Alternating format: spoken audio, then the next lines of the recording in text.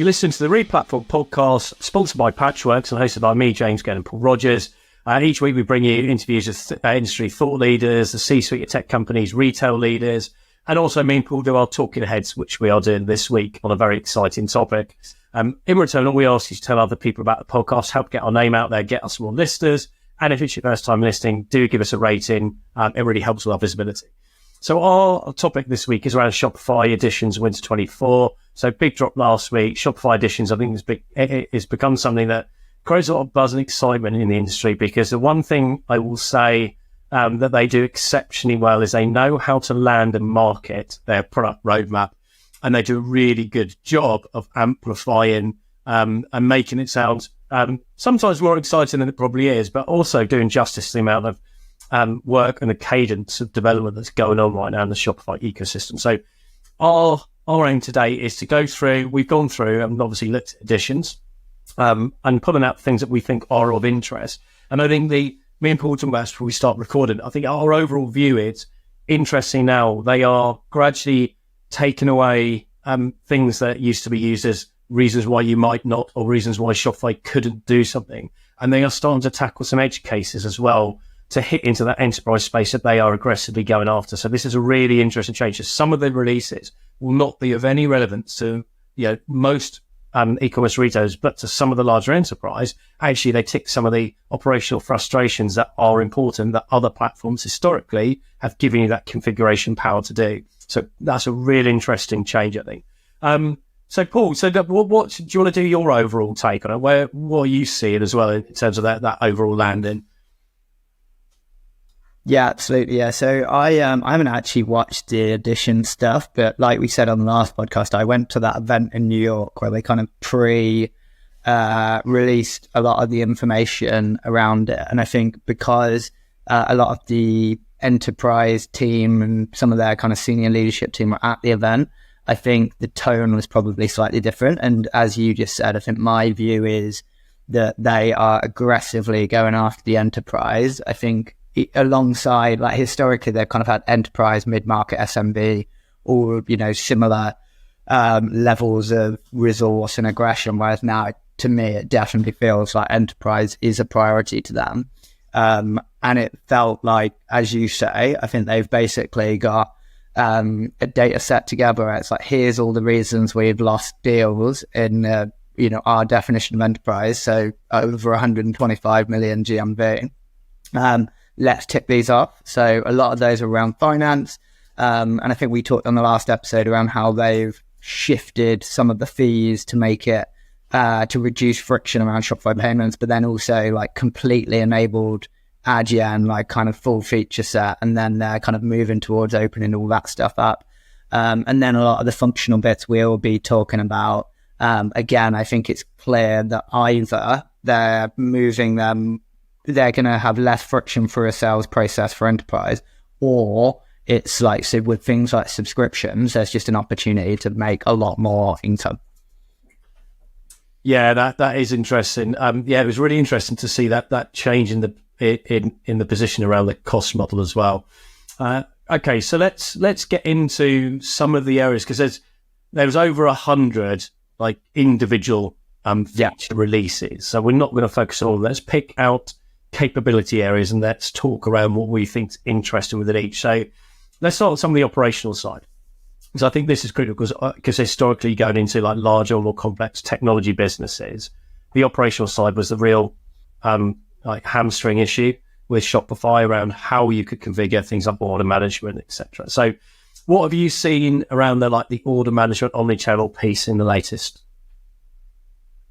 Yeah, so I think there's a lot of promise in this area. A lot of it's still on the roadmap in terms of like more advanced logic from an order routing perspective, all of that kind of stuff. But the biggest one for me by a country mile is being able to assign an inventory location to a market and that actually being an effective solution. So you've been able to do that for a little while, but there's been risk of overselling and it's not really been kind of a fully fledged solution, whereas now they've enabled that as a proper route. So that was one of the main 3 reasons you would use expansion stores. So the other 2 are the payouts piece and then business entities. But they've ticked that one off. So I think that's massive. Ship from store, I think, is great. You know, a lot of other platforms use that within demos, including Centra, Salesforce. So yeah, I think that as part of like an omni piece is important. And also even that client we were working with, like, I think seeing that is just like, it's a trust signal, for like the omni-channel stuff, even if you're not doing it straight away. And then I think from there, I think, you know, they're generally adding a lot more flexibility around inventory, lots of stuff around POS, like smaller things, but you can definitely see that they're trying to make POS more enterprise ready. And I've definitely seen in terms of how they're selling POS, like they're trying to push it up. So yeah, I think that's an exciting area. I think I'll let you talk about your thoughts on that, but I think the biggest one for me is product. But order management is something they need to attack in order to get really in those enterprise deals. Yeah, and I think interestingly, that omnichannel bit for brands that maybe have a small store base, they're planning to expand or planning to launch where they don't have existing technology infrastructure like you. Because most businesses with huge store chains will have their existing POS, and they won't be using Shopify's. But those that don't have it, that ability to have a bit of a richer mobile POS solution now for stores, for the retail staff, that then also has the data flows to enable those more advanced omni-channel things around not just ship to store, but ship from store. Yeah, I think that's interesting, and they keep improving that interface and adding some functionality to help store staff using the POS, Shopify's POS for like pick, pack in store. So yeah, it's a smart play. It definitely doesn't do the high end enterprise POS capabilities around, like, yeah, for example, like some jewelry brands who need to do real custom flows in there, like alterations and sizing, etc. But it's getting stronger. So let's talk about let's part the customer data thing. We'll come back to. Let's talk about the product catalog one, because you're right. So the key ones for me is if I look a few years back, one of the big annoyances was the limitations around product variants. So I had a few clients who I would have hundreds of variants on the specific SKUs, and it wasn't supported natively, and it was just a bit of a pain to get more complex products parent-child models sorted. But they're going up to, I think the API they announced is up to 2,000 variants per product, which is big. That's a big change. And also around it, they're making some UI improvements for the front end. I know they announced like color swatches, the grid, etc. So just helping brands that are more aesthetically driven with their product variants rather than technical product structures. So that seems good. What were the things that impressed you then about the way the product catalog's going? Yeah, so I guess they're just looking at it differently. Like, I think this has always been something so they released meta fields and they kind of, you know, made that first party citizen, and then they kind of put it out there, and their view was always a bit like, I think people can now do what they want with it. Whereas now it feels like they're trying to polish it a lot more. So attribute sets is quite a big one, or essentially being able to pre-build sets of, data or like fields based on, you know, category and things like that. So like you might have it by gender or product type, etc. So I think that's a big improvement. And, you know, the people that are, you know, going through these RFPs want to see that stuff, particularly if you're moving from the Salesforce or an Adobe, which are pretty strong in this area. Yeah, the variant limit is massive, to be honest. The brands that we've always worked with, we've got around it, it's not been a huge friction point. But if you're selling Shopify to a massive manufacturing company or a massive, you know, multi-category DIY company, something like that, like they just won't, like there's too many workarounds in those deals, and they just won't trust Shopify as like a real solution. So I think that's a big one. I think the swatches piece I wasn't as bothered by. Like, I think that we've always been kind of fine with managing that ourselves within the theme and stuff. But again, I guess it's like another one where you don't have to say we can do it in the theme or it's a workaround. Yeah, but I think overall, like, yeah, the whole piece here, like you can see that they're just trying to position catalog as more of a end user friendly solution, because it has, I've always really liked, you know, tags and meta fields, and I actually think you can do some really cool stuff with it that you can't do with like more rigid like data models. But equally, I do think this is the way they probably need to go with who they're targeting now. So yeah, I think it's a good step in the right direction. Yeah, I think that's a really key point actually, is that there were workarounds and you could achieve functionality, but for a lot of businesses, when suddenly there are 20 workarounds and there's extra costs and there's hassle, it conceptually can put people off. And I think this is where they've been smart, because they are going aggressive on enterprise, but they were also tapping off some of the more edge casey stuff or key things that smaller businesses wanted and just want to be there. Don't want to have to get a developer to customize the theme. And I was working with a smaller client the other day, and they sell like sewing patterns, and there's a theme now that has within it the ability, because they have like doc PDFs for the sewing patterns that they update regularly, but they've got loads of customers who've got old versions of PDFs, and actually custom built into the theme specific for that market is the ability to auto update customers when a PDF changes, so that they will get the update and they won't be left with an old pattern. So there's all these little things that are specific to different types of customer that are taken care of, that just take that little bit of stress or anxiety away, which is really smart. Patchwork's the world's most modern integration platform. We can connect any key e-commerce system, from storefronts to marketplaces and ERPs to fulfillment solutions. This allows retailers and partners alike to simplify their tech stack integration and do away with point-to-point vendor-specific apps. We can automate and streamline the flow of data across your entire e-commerce business. Find out more at wearepatchworks.com. So let's move on to content, because you made a comment to me that I hadn't picked up on around OS 2.0 being interesting. Can you talk me through that? Because you obviously know it in more detail than I am, what's happening there. So this does slightly scare me, because I haven't heard anyone talking about it, but it was quite a big topic at the event I went to. But as far as I'm concerned, that event, or as far as I'm aware, that event was focused on pre-releasing what was coming out in editions. But I don't think this is a major change, and it's not like an architectural change like OS 1 to 2 was, that obviously required like a lot of front-end refactoring. But they are kind of introducing kind of more tooling around like visual editing within sections. And they referred to that as kind of OS 3.0. So, I mean, this doesn't surprise me at all. I think and a lot of people know my views and kind of our views on where Shopify will end up as like, at least partially a no-code solution or a low-code solution.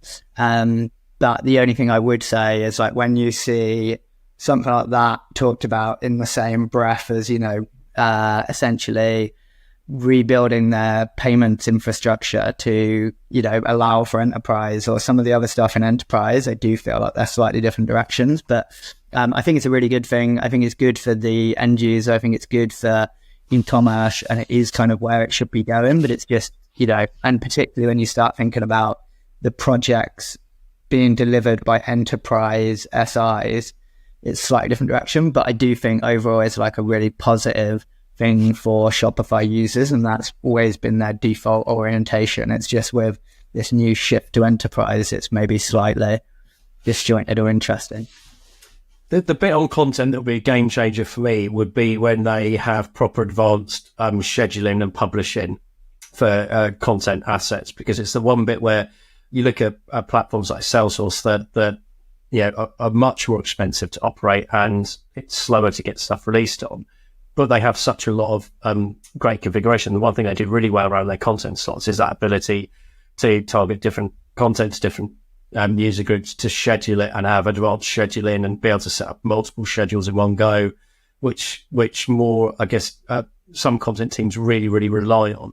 That would be the bit for me when I get more of it, because I love sections everywhere. I think it's really good and it's a great visual editor, but that lack of publishing control is the one bit that's missing for enterprise. Actually, some of that was covered. Sorry to interrupt. Some of that was covered briefly, but to be honest, I didn't take enough notes. But I do think all of that is heading in the right direction. And again, they're very aware of that. And I think the other thing, like going back to some of the work they're doing around like the underlying architecture of the platform, like the primitive stuff they're like revisiting. I think this all ties back into like the segmentation stuff and, comes back into like how content is considered as part of Shopify. But yeah, I don't think it'll be long before all of that is kind of in a very strong place personally. Yeah, I hope so, because that will also, for some businesses, stop them needing to invest in a specialist CMS alongside Shopify to achieve what they want from a workflow management point of view. Let's go into search, because I'm intrigued by it. In the last couple of years, I definitely would perceive Shopify's native search to have some advantage over a lot of other platforms' native search tools, which need a bit more configuration and aren't quite as good from a user interface point of view. But I was intrigued to see the announcements around them moving into NLP, natural language processing, and more semantic capabilities.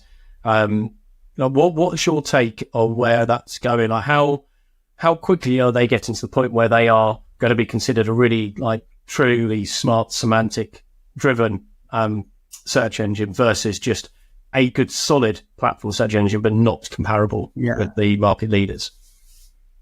So I think what people want from search has changed recently. And I think as the market has shifted from the old days of, the ways of operating within Magento and Salesforce and, search being something that's kind of within your control, where it's one of the few areas you can bring in a specialist third party and you want complete control and you want absolute best in class. I would say a lot of the brands that we work with more recently have been saying we're willing to compromise on feature set and even the results for like the really, detailed, longer tail queries in order to simplify and, have one template that we're maintaining and, manage everything within Shopify and reduce cost on third party, etc. But I would say the Shopify search has not been good at that. So every time we've had this come up, we've always, showed implementations and the brand's like, yeah, you're absolutely right. It's worth spending $500, $1,000 a month on something that allows us to provide a better customer experience. But I think that would change because I also think if you look at the solutions that our clients go for now, it's not the ones that have the best NLP and, the best personalization and AI.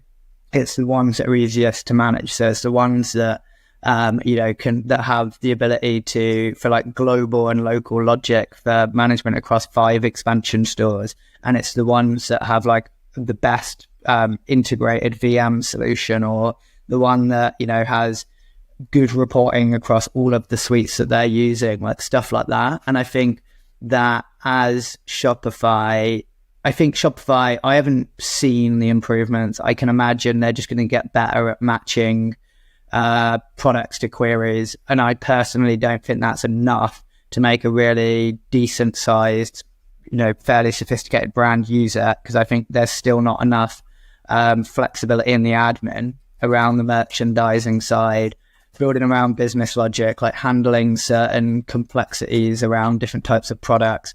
But I do think they're heading in the right direction. And I think that's the easy bit for them because they did recently add like query level merchandising and stuff like that. They just need to make it stronger. So I reckon in the next year, there'll be a lot more brands willing to use the native search overall. Yeah, it's a good point about what drives search selection actually, because the level of tooling you need depends on the volume and the complexity of search query. And for some businesses, you can have less than like 20% of sessions with a search interaction, and then you find that actually it's 1 or 2 words, and therefore you're right, you don't need NLP. What you need is really smart business controls so that you can merchandise it and you can set business rules. And the other thing is around like seasonality and boosting and being able to decide what you're able to push and when. It is interesting. In some use cases, search just needs to just be simple and easy to administer. Let's go on to the next one. So you made a comment about customer data. That they're opening up customer data. Do you want to expand on that? Yeah, so I think the big thing here is what I think both already touched on, which is like the segment, and that's going to become a bigger part of the platform. So similarly to how campaigns work in Salesforce or some of the features within Magento work, where you can essentially build different content for different groups of customers, etc. So the segments were introduced maybe 18 months ago, I think. but it was relatively basic, and didn't really have a role. Whereas now they're building that into the theming, so you'll be able to have adapt content, etc., for those segments. And then they're also allowing you to pass that data out of Shopify into third parties and via the APIs. So I think that will allow people to send like far more valuable data to a CDP or a CRM. So historically, you'd send order and customer data, whereas this segment data would include, segments based on browsing behavior, like a combination of purchase and, behavioral events, all of that kind of stuff. So I think this could be quite powerful. And if they, double down on this and make it really good, again, I think it's something that not many, if any, other platforms have. So yeah, I think it's all going in the right direction. One thing that I think is quite interesting, like if we were to do an episode at some point around where Shopify is going, because I think that would be interesting. And when we were talking about order management, I was kind of thinking about some of the other ways they're addressing that with partnerships. But with this one, it does feel like eventually Shopify, want to be a real source of, a real kind of like key source of customer data, and actually a lot of what historically would sit outside of Shopify would sit within Shopify. And also it feels like their analytics, they are building something that could quite quickly become a competitor to Google Analytics. So it will be interesting to see in 2 years' time where they sit from a marketing and customer perspective. That would be a really interesting development, because so many people I know, myself included, really don't like GA4. It's not intuitive like Universal was. Yes, it's got deep capabilities with all of the granularity around the event tracking, but Christ, is it an arse if you're not a technical analytic person to get it set up properly and working and get all the data into the visual reports you want. So yeah, for a platform for a lot of SMEs, if it built out greater analytics and reporting and visualization capabilities, that'd be a massive. See, I think it's nearly there. See, I reckon that the bottom 10% of Shopify don't use GA anymore. Maybe not 10%, maybe that's a bit aggressive, but like the reports are there. The bits that aren't there are like the filtering, and like GA is like, I guess documentation and like handling of bots and like some of that kind of stuff. But even like they've made some changes around how they're managing cookies recently, that's kind of more in line with how GA would advise. Like it feels like it's not that far off. Like so many people from our clients, like, can we now use Shopify instead of GA? And our response at the moment is no, probably not. And but speak to an analytics person. But it feels like the bottom 10% probably don't even know what GA is, like the newer, brands and users, and they're just using Shopify. And I think that percentage will go up. Yeah, interesting.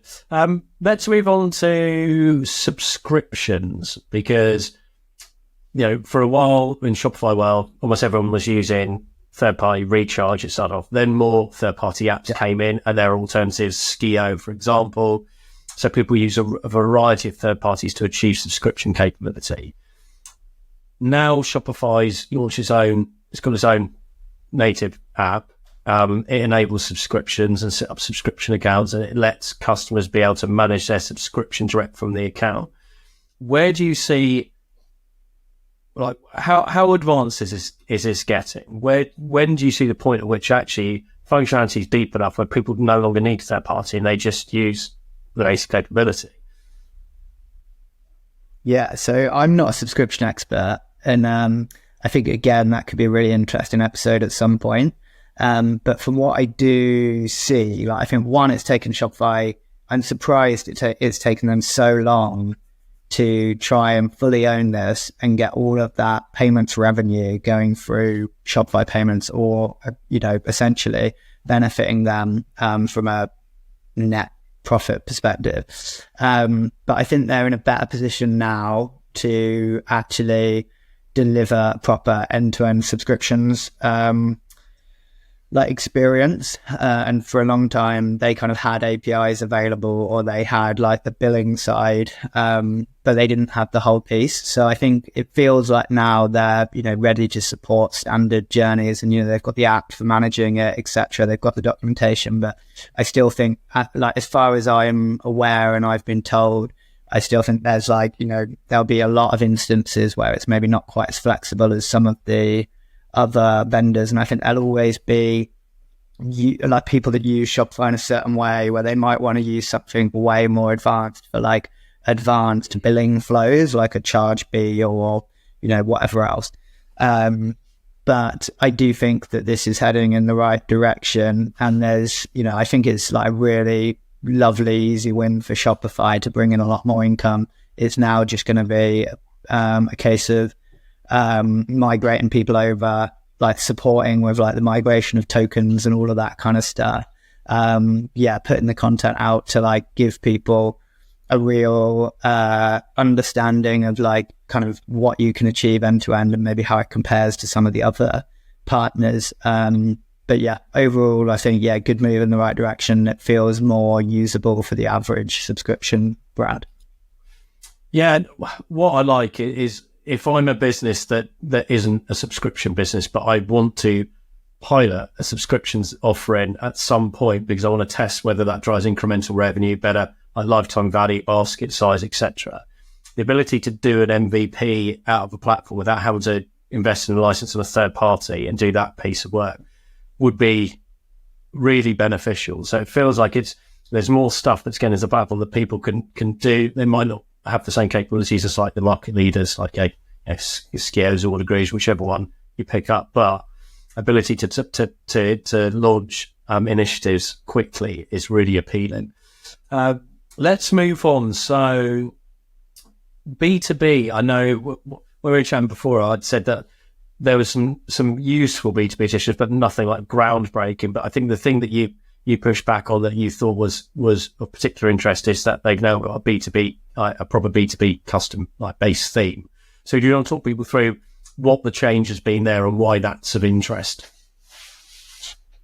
I think it's important personally because I think for a number of reasons. So I think they're at a really early stage of B2B. I see it, we've discussed before, it's a very different market, different buyer, different buying cycle. Like, I think I was talking to people in LA as well, and I think a lot of people have built so much into their existing platform around B2B, like they might never want to move and they don't know what the rest of the world looks like, and they're harder to reach. I think it's a far more complex landscape. But what I think, there's a lot of Shopify brands that are using a Jaw or a New Order alongside Shopify, and I think that'll be a target right now. And I think one thing those products are very good for is like very simple theme designed for wholesale and B2B, whereas the way that it was working within Shopify was you could essentially adapt your existing theme, which has been entirely designed for B2C, and you just remove and add content and buying options. So I think them doing this and then gradually optimizing it will make people a lot more likely to, one, try it out, two, migrate over from those solutions. And then I also think they'll be able to offer it out in the same way that those two and lots of other platforms can, where it's like, here's a solution that you can get up and running super quickly that's optimized for, you know, B2B buyers and the ways that people typically sell in that space. So yeah, I think it makes sense. And, you know, we've both seen Sentry's wholesale theme, for example, which is very strong. And I think they just needed something that's kind of ready to go that they can also show, and just makes it a bit more accessible. Yeah, that makes a lot of sense. Yeah, I think definitely having a B2B specific theme is good. Having those the standard capabilities ready to go, like the bulk ordering, and they're starting to add some improvements around discounting, like custom promotional discounts on specific B2B accounts, for example. So there's some areas where it's starting to get a bit sharper, but it's still, for me, doesn't strike me as supporting the advanced models. But as you say, B2B is a complex area to tackle in platforms. It takes time. The other thing that linked to that that I thought was interesting, and again, coming back to my original point at the start about they're starting to tackle some of the edge cases that suit bigger, more complex businesses, is in the order management piece, orders with multiple shipments, you can now capture payments when each part of the order is being fulfilled. So rather than I take all payment up front on order completion versus, or I take order on dispatch when everything's been dispatched, the fact that you can take interim payments based on consignment dispatch. Now that will, for some B2B businesses I work with, that would be of particular interest, where you need that level of granularity and control in your order management processes because of the size of the order and also the way that you want to manage it from an invoicing point of view and from how you're charging customers. So real edge case, because not many businesses would ever want to have that level of transactional management. I find that really interesting that they're starting to add these kind of like detailed use cases in around some of these core capabilities like B2B. The next bit that I thought was worth talking about is the web performance reports and the dashboard. We spoke about this briefly before we started this podcast. That seems really smart as well, just helping e-commerce teams with more technical site performance reports rather than them having to go out and use like whether they're going to Google page testing or web page test or whatever the other reporting might be. What do you make of that? Do you think that's something from the businesses you work with, is that something that's going to be attractive to brands? Yeah, definitely. I think this is one of the smart things Shopify have done over the last few years is like they've made it harder to make a site slow, basically. And they've, they've addressed all of the stuff they can at like application level. And then I think the benchmarks they introduced were like a good first start, but there are a lot, you always hear about people kind of gaming it. And they didn't really have the detail to drive action.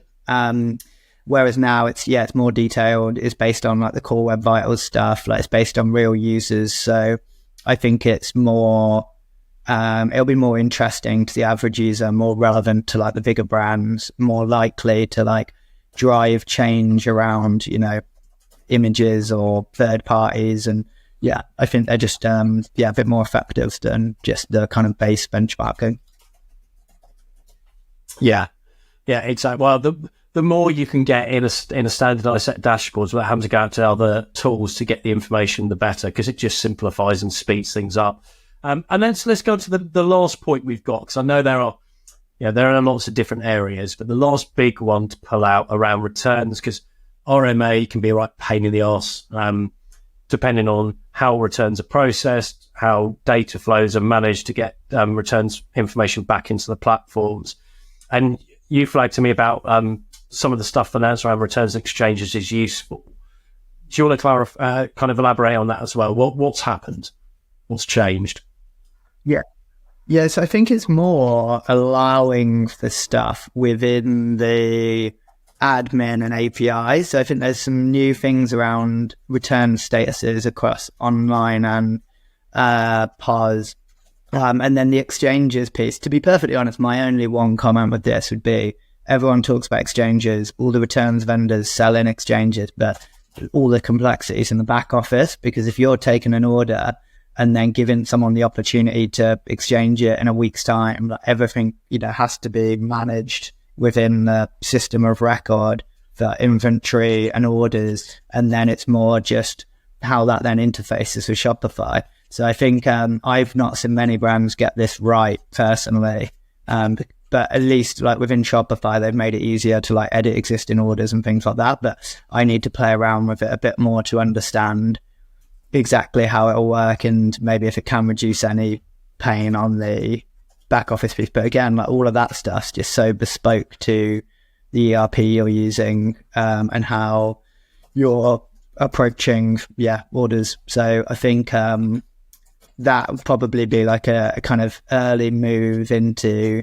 like a base solution for this stuff. But I don't think they're at a point yet where they're like trying to kind of go for people like me or Swap or whoever else within the return ecosystem.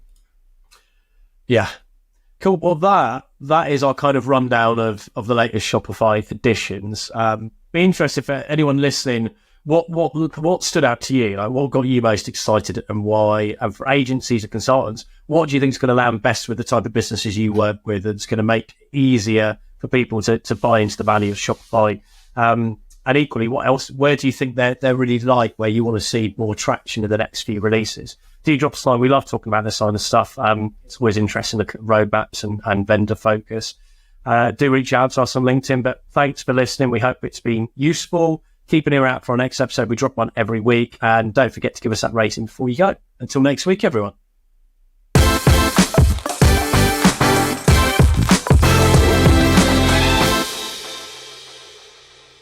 For more information on this topic, head over to replatform.fm for our audio podcasts. To discuss a project, or if you'd like to chat about any of the topics covered in this episode in more detail, please reach out to myself, James Gurd, or my co-host, Paul Rogers, via LinkedIn and Twitter. Thanks again for listening, and keep your ears peeled for the next episode.